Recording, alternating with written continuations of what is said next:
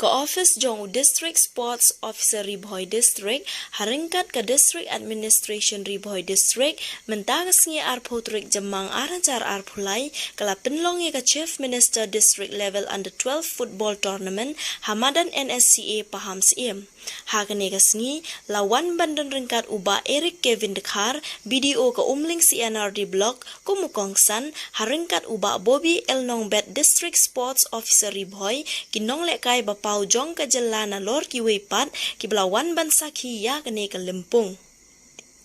Ki kena na ki blok baper jong ke Ribhoi District, kila sei bat pen i ya ki sap ki jong ki, ban ya lekai bha bat ban poi syakatong. Bat ha kene ke lempung, la job da ka boy rembong CNRD Block ha katup ki kentei, bat ka umling CNRD Block ha katup ki shinrang. Syuk ru na kaliang Eric Kevin Dekar ula ong ba kijing ya lekai bat kijing pule kidei benya ringkat bat lingba kini ke lempung na kaliang ke sorkar bat ke District Sports Officer Ribhoi ke ailat iki kena badan sap ha ka jing ya lekai football bakin pen iya ka sap ke jongki bat ha ka juk kapor ban kentiu yaki.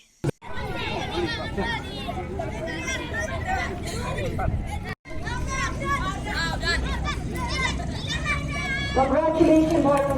girls.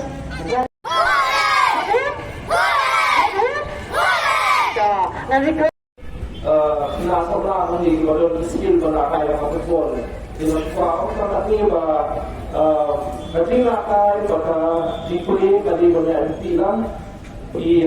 kerajaan kertas kau kamu pun juga nak lihat peserta nak lihat District Sports Office. But maklumnya tu potensial yang ni bentar ban kapun train to show yang kadang mobilon bati ini bati jintang baru congratulate di video kita participate ini besar ini ya kinongjak congratulations ke umling maka baiklah apa ini ya kita tu berlapan speed ini di nanti sebab maksudnya tapi dia setia dapat tentang di sini sama lagi banyak saya pasal